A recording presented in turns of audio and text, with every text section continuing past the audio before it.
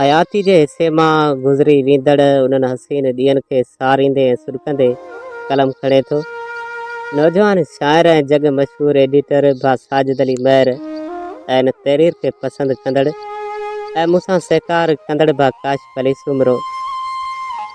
हा, अॼु बि उहे ॾींहं इलाही सारो यादि अचनि था जिन ॾींहंनि आऊं असांजे ॻोठ घिटियुनि खे अलविदा करे के शहर में वञी रहियो हुअसि। हा, ॻोठ घिटियुनि खे अलविदा करे वञी के शहर में रहियो हुयसि।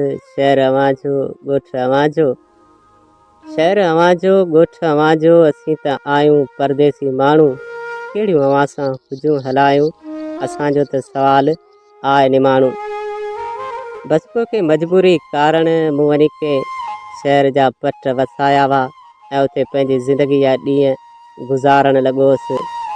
परे पंहिंजे शहर खां के ॾूराणे इलाइक़े में अणॼाण आऊं ऐं अणवाक़ुफ़ माण्हू हुयसि, पर उतां हर रोज़ु हुन पिरी एस जो गुज़रणु थींदो ऐं हुनजो हर रोज़ु बोलाए तिरछियूं नज़रूं खणी निहारणु ऐं मुरकणु थींदो ऐं पोइ हुन मुंहिंजे मन खे मोहे छॾियो ऐं आऊं उनजी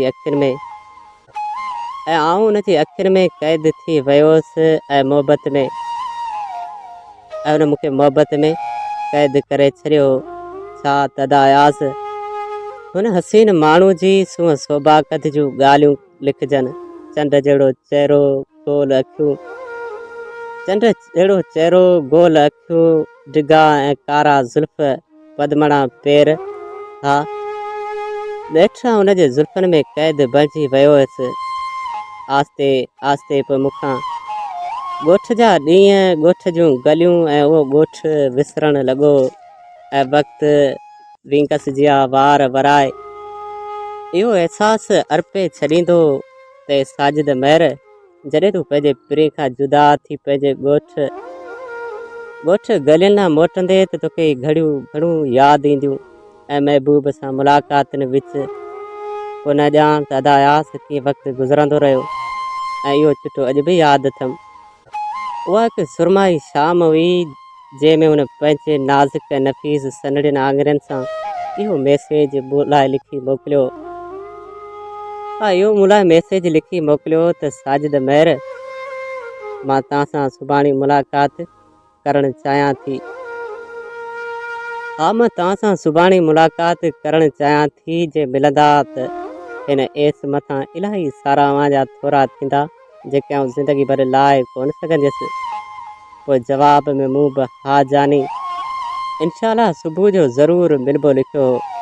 ऐं पोइ ॿियो ॾींहुं थिए थो ऐं सुबुह पंहिंजा किरणा कढे थो, असांजी मुलाक़ात थिए थी ऐं हाणे हुन मुलाक़ात जूं कहिड़ियूं ई ॻाल्हियूं कजनि अदायाज़, बसि अखियूं भरिजी थियूं अचनि।